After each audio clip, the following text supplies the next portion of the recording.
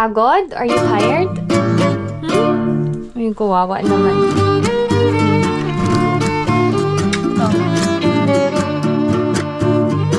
Bye-bye. Love you. Bye. Take care. Palambutin lang natin. Isda. Nangyayari ba dito sa South Korea yung mga napapanood sa K-drama na bullying? Uy!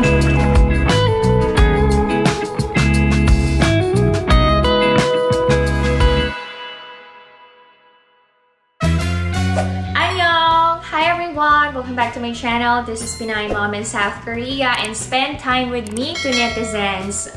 Kumusta kayo? Balita ko, sobrang init daw sa Pilipinas and ang daming nahi-heat stroke. Kaya naman to netizens, stay hydrated and iwasan nyo yung mga outdoor activities, lalong-lalo na kapag tirik na tirik ang araw. Kami dito sa Korea, uso din ang sakit. Kasi sa umaga and sa gabi, malamig. Pagdating ng tanghali and buong maghapon, mainit. Si Ijun, tinamaan ng sakit, kaya absent siya kahapon.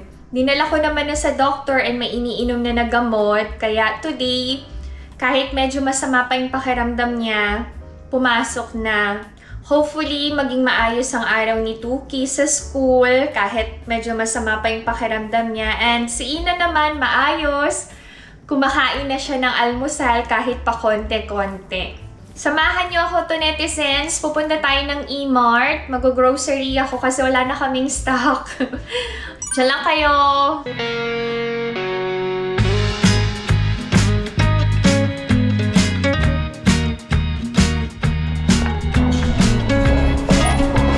Nasa E-Mart na. May dala akong shopping bag.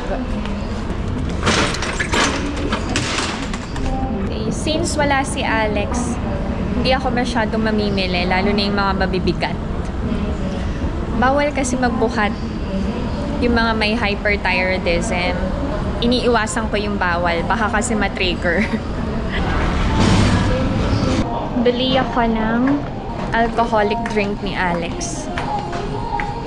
Iniinom lang naman niya kapag pagod siya sa trabaho.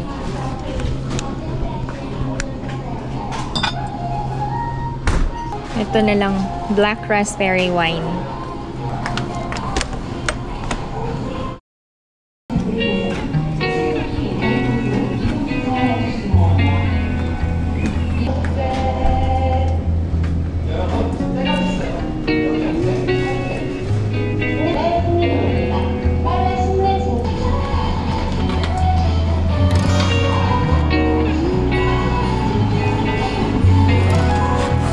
Bili ako ng tteokbokki sauce.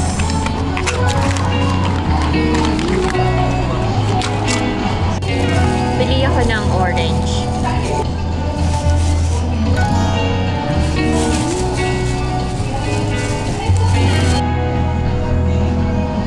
Ang mahal ng saging. 4,980 yung dole. Ilang piraso lang. Apakamahal. Pero malalaki kasi eh.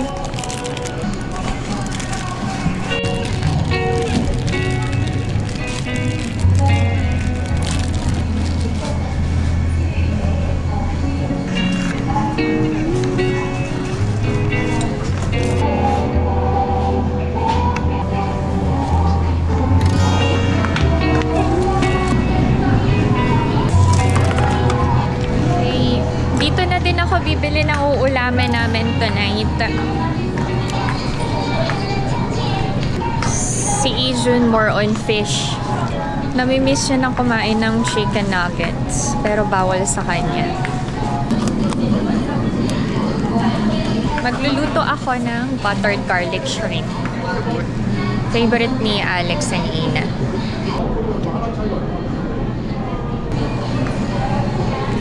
Parang gusto ko magluto nitong isda. Ayan o. May itsura. Kaya lang baka matakot si Alex and Ina. Try ko kayang lutuin to. Hindi pa ako nakakapagluto nito eh. Ah, o sige. Luto tayo nito.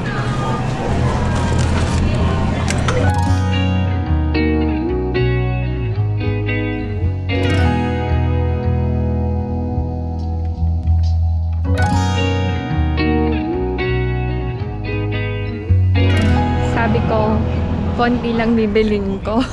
Kasi wala si Alex and walang magbubuhat. Pero napuno na yung cart ko. Anyway, tama na to. Hindi ko na kayang buhatin. Baka 2 times akong mag-akyat panaog.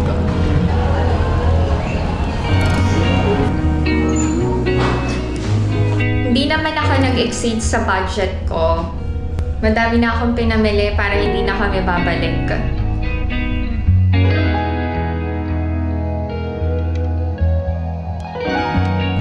Uwi na ako to netizens. See you at home. Share ko ang aking E-Mart grocery haul. I'm already home to netizens. Grabe. O, binuhat ko yan. Share ko ang aking grocery haul from E-Mart. So, unahin ko na tong dinner namin.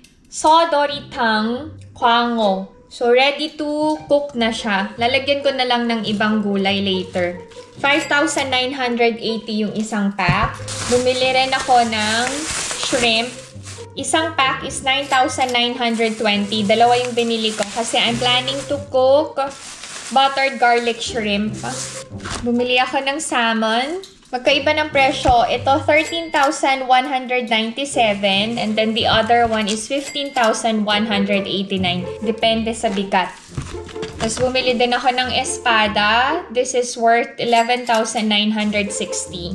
More on fish and meat kasi kami dito sa bahay. Si Izun bawal mag-chicken. Minsan naaawa ko kasi favorite niya yung chicken nuggets and fried chicken pero bawal nga. Kaya, lagi akong nagno-no sa kanya. Pero alam nyo, ang laki ng improvement ng skin ni Ijun. Although, meron pa ring pamumula and kate-kate. But at least, hindi na ganun kalala. Bumili ako ng pork belly kasi I'm planning to cook inihaw na liempo sa kawali. Nagustuhan yun ng family ko eh. Korean traditional rice cake. 3 packs worth 10,000 won. Bumili ako ng chicken nuggets for Ina, not for Ijun. And mulmandu. Ito yung dumplings na pinapakuluan lang for Ijun. Sale ang paprika. Original price is 5,980. Naging 3,588 na lang. 3 peraso na. Bumili ako ng tuna, pang kimchi stew, and pang mixed rice bowl na favorite na almusal ni Ijun lately. Tapos, itong mushi na ihahalo ko sa pagluluto ng soybean paste stew. Wet tissue from No Brand.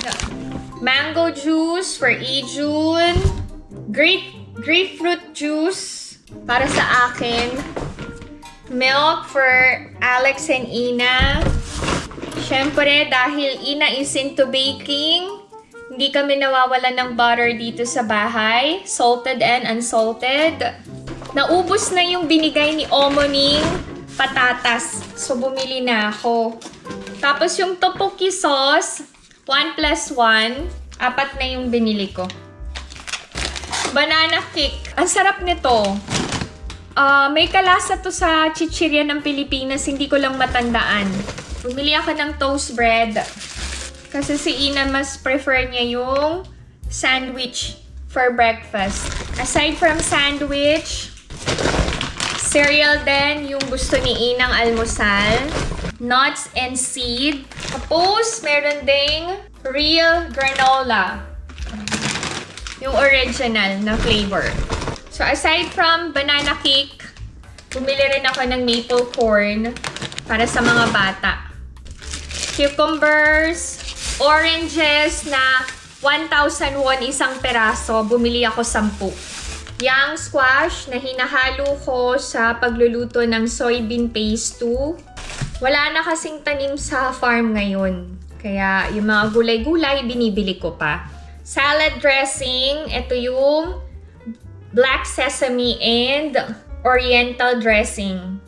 Ay, parang nagkamali ako. Dapat yung balsamic. Yun yung favorite ni Alex. Speaking of Alex, pumili ako ng Pukbun Jaju. Ito yung black raspberry wine. Para kapag pagod si Alex sa trabaho and gusto niyang makatulog kagad, iinom lang siya. And sanitary pads, overnight. And yung 28 centimeters. Okay, so all in all, ang pinamili ko ay 272,461. Over the years, tumataas ang presyo ng mga bilihin. So, tumataas din yung budget namin para sa grocery. Okay. Magliligpit lang ako para makakain na din ako ng aking lunch. Anong lunch ko? Meron pang natirang sinigang na buto-buto. So, ipapainit ko na lang. Nag-uulit kami ng ulam. Sayang naman.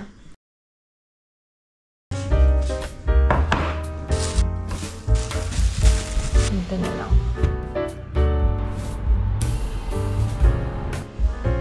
Kain tayo to netizens! Ang ulam ko ay ang natirang sinigang na buto-buto. May sausawan ako na patis na may kalamansi and sile. Ang sarap talaga. Kapag sinasawsaw, no?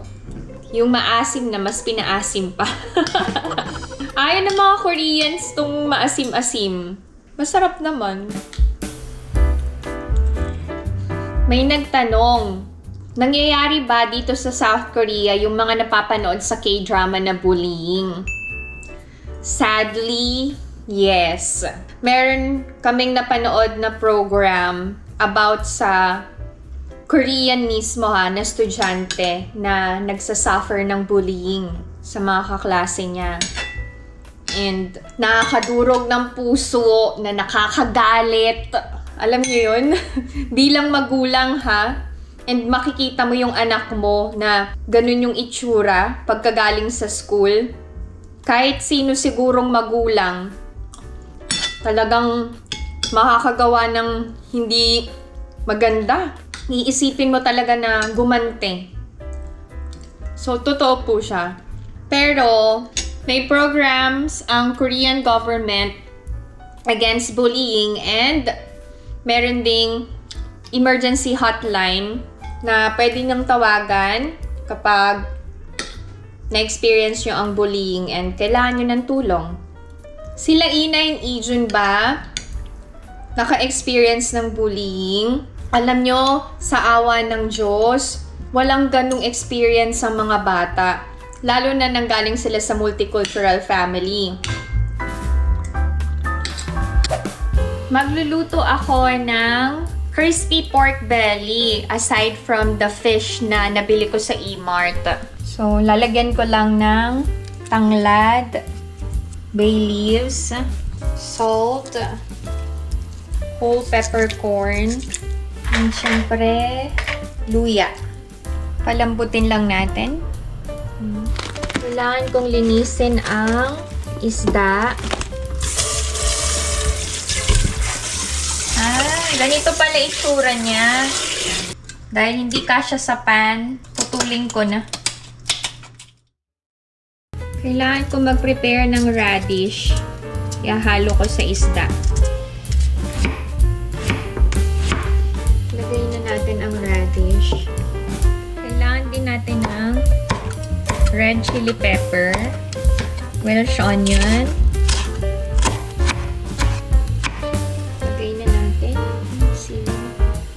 syempre yung pinaka-sauce. Takpan natin. Ito yung rice cake. 3 klase yan. Ina is already home. Kain ako isa. Para may kasabay Pina. This one is massive for baby.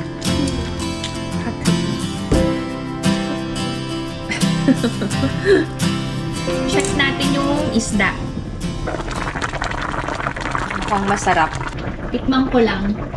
Baka matabang. Uy! Uy, ang sarap. Masarap, masarap. Sakto. Okay, done. Papainit ko na lang ito mamaya. Ito, kailangan ko pang palambutin ng bonggang-bongga. Oh! How are you? Ay, kuya. Are you tired? Ay, kawawa naman. Ay, ko. Pagod siya. Bawal kay Ijun ang chicken. Pero may sakit kasi and may craving siya ng chicken nuggets. Lutuan ko na ilang buwan na din siyang hindi nakakakain nito. Alam niyo ako kapag may sakit, spaghetti ng Jollibee talaga yung gustong-gusto kong kainin. Simula nung bata ako hanggang ngayon. Pero walang Jollibee sa Korea, so nga. Magtiis-tiis na lang. Kaya every time na umuuwi ako ng Pilipinas, hindi nawawala ang Jollibee sa itinerary ko. Palagi yan. Jollibee, Jollibee, Jollibee. Buti na lang bumili ako ng chicken nuggets. Actually, kahapon niya pa to request. Kasi wala siyang ganang kumain. Oh. Bakit daw may chicken nuggets? Ang tagal na walang chicken nuggets sa bahay namin. Sabi ko may sakit kasi yung brother niya. Parang yung spend time with me ko naging a day in my life na.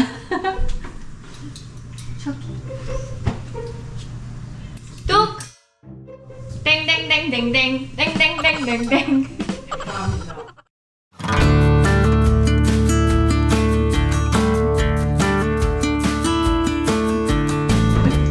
May kwento lang pala ako about Ijun. Nung nagpunta kami ng ospital, naglakad lang kami, tas umuulan. So, naka-angkla ako sa braso niya. Sabi niya, "Mommy, don't do that. Kasi iisipin ng mga tao, couple tayo." Sabi ko sa kanya, "Do I look young? Magkasing edad lang ba tayo?" Sabi, "Hindi. You're older than me." Kaya lang pareho kasi kaming nakamas nun. Sabi niya, mapagkakamalan tayong couple, mommy. Okay lang yan. Sige, akbayan mo ko. Inakbayan din naman niya ako. Sumusunod naman. Wala, na-share ko lang sa inyo. Nako-conscious din pala yung mga anak nating lalaki, no? Kapag ganun tayong mga mommy sa kanila. Kayo ba? Yung mga anak niyo ba? Ganun din yung feeling. Si Ijun kasi, he expresses himself eh. Pag he feels awkward, he feels annoyed. Lahat, sinasabi niya yan. Bye-bye. Love you. Bye. Take care.